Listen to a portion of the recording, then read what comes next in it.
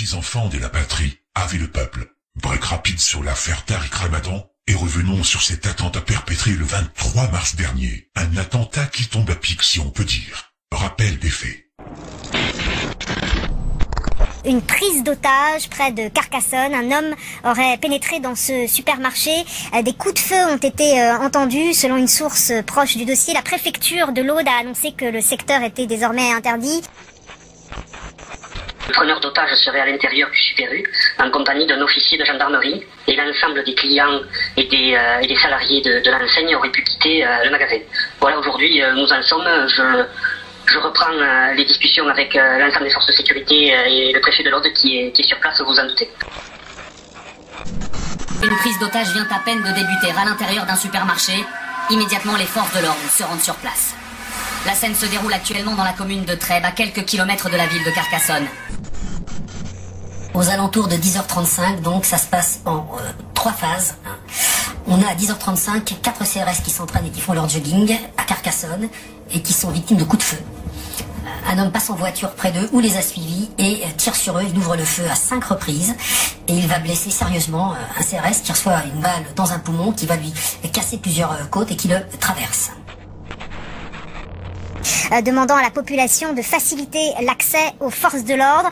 Le preneur d'otages se revendique de l'organisation État islamique selon le parquet. Une toute dernière information qui vient de nous parvenir. D'accord, donc à l'heure où nous parlons, vous nous confirmez, monsieur le maire, qu'il y aurait donc 2 victimes à l'intérieur de ce supermarché? Il y aurait 2 victimes selon les sources de la gendarmerie des GIGN dans le supermarché. Il a 25 ans, il est marocain ou d'origine et il est connu des services de renseignement parce qu'il s'est radicalisé.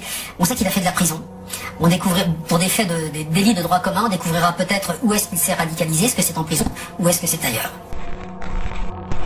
Peu avant 11h ce matin, un homme armé aurait pris pour cible un groupe de CRS en civil. On a ensuite une voiture dont les passagers sont attaqués par un homme qui fait feu sur eux. Dans cette voiture, il y a le conducteur et un passager. Le conducteur va être blessé, semble-t-il, le passager est mort. L'autre information que vous donniez il y a quelques instants, c'est que ce preneur d'otage serait désormais seul à l'intérieur du Super U, que les clients seraient sortis, il serait donc seul désormais avec un officier de gendarmerie, c'est bien cela? Oui, ce sont les informations qui m'ont été communiquées il y a quelques minutes. 4 collègues sont partis courir ce matin, et donc ils sont partis sur vers le centre-ville, ils sont revenus, ils arrivaient, ils étaient à une cinquantaine de mètres de la compagnie, de la cinquantaine, et là ils ont entendu un véhicule accélérer, donc en fonçant sur eux, et arrivé à leur hauteur, l'individu, le conducteur va sortir là, il a tiré 5 fois sur les collègues, touchant un de mes collègues à l'épaule. Et le conducteur de la voiture, qui est l'agresseur des CRS et l'agresseur du propriétaire de la voiture et du passager, entre dans le supermarché et ouvre le feu immédiatement. Il tue 2 personnes et il prend un otage, ou il prend des otages. Une douzaine de personnes sont blessées. Nous sommes vendredi, il est 12h22, vous connaissez évidemment très bien ce supermarché. Est-ce qu'il était très fréquenté il y a une heure? Bien entendu, c'était un vendredi matin, jour d'affluence pour le supermarché. L'ensemble du personnel était présent avec bon nombre de clients. Vous donnez un chiffre, c'est impossible, mais il était très fréquenté. Quelques minutes plus tard, l'homme serait entré dans un supermarché en criant Allah Akbar. Le GIGN est sur place et la prise d'otage est toujours en cours, selon un témoin confiné à proximité. Il va donc se produire une intervention immédiate et rapide des SPI 4G des CRS et du PSI Sabre de la gendarmerie dans le cadre de la nouvelle force d'intervention voulue par le ministre de l'Intérieur qui était à l'époque Bernard Cazeneuve. Le lieutenant-colonel avait laissé son téléphone ouvert sur la table et donc nous avons pu à un moment donné entendre ce qui s'est passé et c'est lorsque l'on a entendu les coups de feu que le GIGN est intervenu. Le parquet C1 est saisi parce que cet homme a crié, plusieurs personnes l'ont entendu, « Je suis un soldat de Daesh ». Parquet C1 antiterroriste de Paris saisi qui ouvre une information pour assassinat et tentative en lien avec une entreprise terroriste. C'est pour sauver la vie d'une femme qu'Arnaud Beltrame avait décidé de se constituer otage. Le terroriste se servait d'elle comme bouclier, il lui avait donc proposé de prendre sa place. On fait le point sur ce qui s'est passé depuis ce matin, sachant que l'assaut a été donné sur ce supermarché de Trèbes, que le suspect qui se réclamait de Daesh a été neutralisé. Mais ça m'étonne pas de lui, c'est pour ça que je savais que c'était forcément lui. Bah oui, je sais bien, il a toujours été comme ça. C'est quelqu'un, depuis qu'il est né, qui fait tout pour la patrie, qui donne de lui, et ça, pour lui, c'est sa raison de vivre, quoi. Je veux dire, c'est défendre la patrie, c'est Arnaud, ça, voilà. Défendre les autres, voilà. Pour cet attentat-là, malgré les zones d'ombre sur cette affaire, on n'est pas là pour prouver quoi que ce soit, mais relater les faits, point final. C'est clair. La sombre affaire de Trèbes n'en finit pas d'être instrumentalisée, notamment par le pouvoir exécutif, lié au sinistre groupe Bilderberg. Tout d'abord, l'éternelle routine, comme par hasard, qui est la première agence qui a relayé la pseudo-revendication de Daesh. Notre fameuse officine liée à l'extrême droite israélienne, site Intelligentsia Group, dirigée par notre copine attitrée, la juive Rita Katz. Ça m'étonne pas. Pourquoi doit-on prendre encore en considération ce relais douteux, alors que pour la fusillade de Las Vegas, ainsi que l'attentat des Champs-Élysées, via site Intelligentsia Group, ce fut deux affaires avérées faussement liées à l'État islamique. Peu importe, car cette fois-ci, on s'en bat les steaks. Pourtant, 5 minutes avant elle, le pseudo-expert en terrorisme, Wassim Nasser, via son compte Twitter, publie la même revendication. Votre serviteur relaie aussitôt cette information, et que fait-il? Et ben voilà, il me bloque sans aucune hésitation. Oh putain l'enculé. Ben alors Nasser, on est paranoïaque, ou bien suspect de quelque chose de pas très catholique? Peu importe. Durant ce mois de mars, on aura eu un défilement d'infos incroyable. L'engouement de l'affaire Ramadan, vite éclipsé par l'énième affaire Sarko la fripouille, et enfin, la ratonnade à la faculté de droit de Montpellier, perpétrée par des antifas, et non par une milice imaginaire d'extrême droite à la con. Le 23 mars, le Kevin Serine, un militant associatif passé par Bobigny, et ancien chargé de communication pour un courtier en syndicat, avait publié un texte sur Facebook, pour mettre en garde ses abonnés contre une prétendue manipulation médiatique. Selon lui, les médias auraient eu l'intention d'utiliser l'attentat de Trèbes pour détourner sciemment l'attention d'une obscure agression survenue dans cette faculté. En clair, d'après cette gauche chiasse, les médias chercheraient à tout prix à occulter ces échauffourées de Montpellier, imputés à l'extrême droite, au point de se servir de l'acte terroriste de Trèbes comme écran de fumée. Si l'on peut effectivement reprocher énormément de choses aux journaputes de la presse traditionnelle, tenir l'allégation selon laquelle il voudrait opportunément utiliser un attentat dramatique pour dissimuler des violences en milieu estudiantin est d'un ridicule abyssal. Mais vu les événements succédants de ce mois de mars, on peut dire que chaque info chasse l'autre. Comme on pourrait dire, les attaques de l'Aude surviennent alors que le petit Macron connaît une sévère chute de popularité dans tous les sondages, à l'aube de grandes grèves et d'ordonnances sociales qu'il faut bien qualifier d'antidémocratiques. Des attaques comme celles de Carcassonne et de Trèbes, et c'est malheureux de le dire, servent qu'une seule personne, notre président. Comme c'est commode, hein? Redouane Blagdim avait pourtant été fiché S pour radicalisation en 2014. En 2010, il fait déjà parler de lui pour violence. En 2011, il était chopé pour détention d'armes. Et en 2014, pour outrage à agent. En 2016, il est encore arrêté, ce coup-ci pour possession de stupéfiants. Et en 2017, il récidive dans la détention d'armes. L'ensemble de ces événements aurait dû prévenir les autorités et les renseignements. Rien n'a été fait. Les services secrets sont-ils une passoire? Alors que pour certains attentats comme Charlie Hebdo, les terroristes n'étaient plus sous surveillance active des services de renseignement. On constate au contraire que Redouane Blagdim était toujours sous surveillance et sur écoute au moment de l'attaque. Malgré ça, on est prié de croire, comme à chaque fois, qu'ils n'ont rien vu venir. Pour la 20e fois depuis 2014, Blagdim devait être entendu par la DGSI dans les prochaines semaines. Selon RTL, il aurait reçu une lettre de convocation en ce sens avant de passer à l'acte.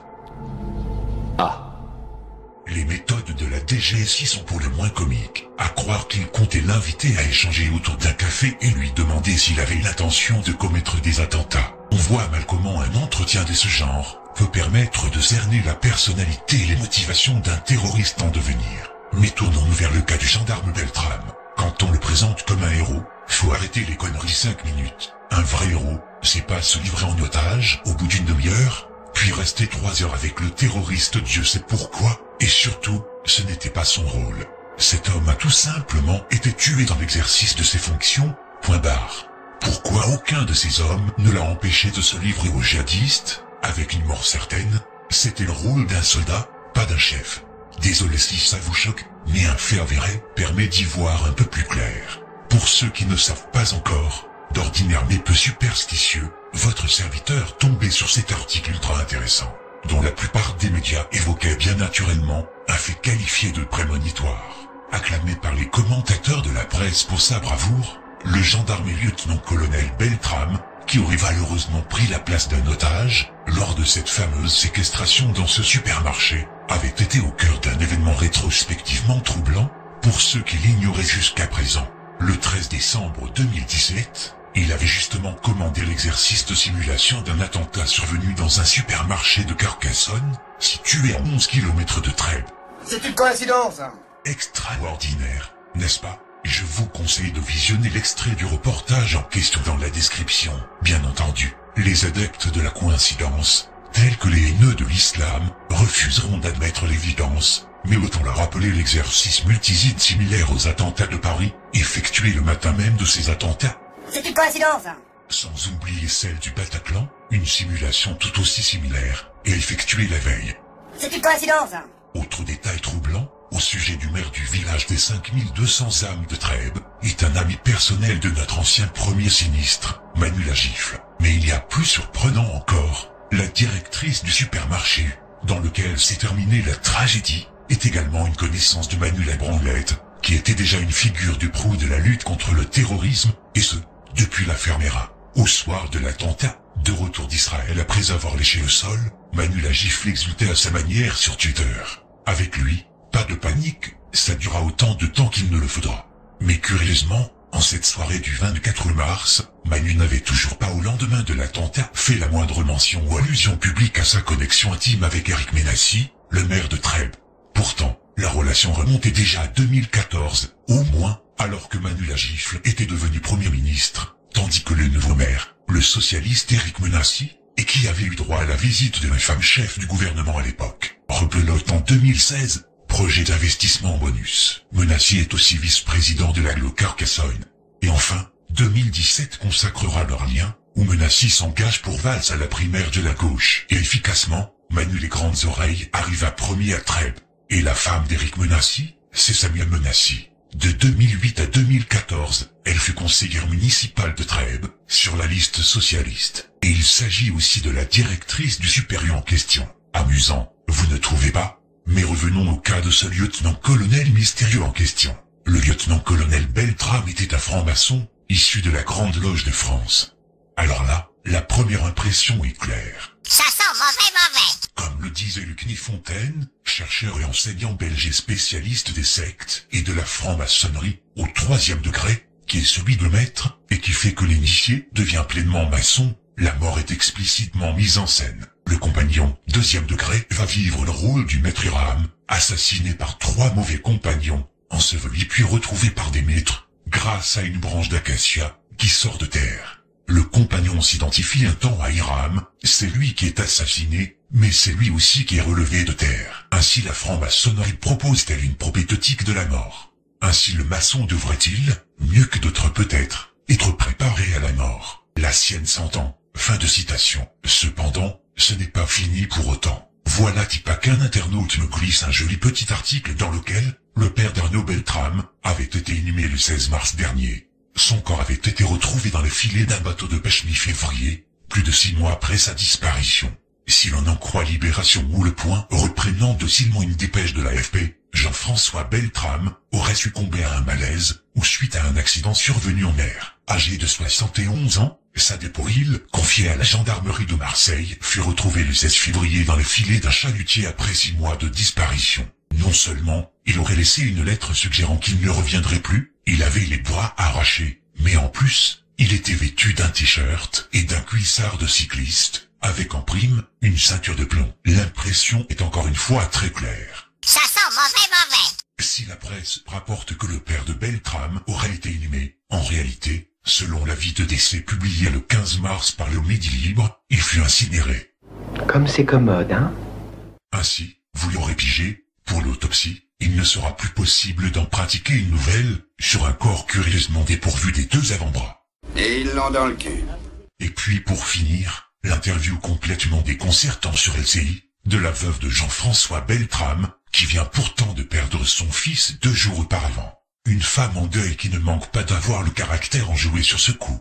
Conclusion, avec le providentiel meurtre faussement antisémite de la grand-mère juive Mireille Knoll, son instrumentalisation abjecte par la mafia du CRIF, et de la Marche Blanche, le jour même de la super-médiatisation des obsèques de ce soi-disant héros, Macron peut remonter un peu dans les sondages, castrant toute tentative de révolte du petit peuple par l'émotion, et de fil en aiguille, le même jour, faisant passer comme une lettre à la poste, la loi scélérate qui protégera de l'incarcération, les politiques et les puissants de ce pays.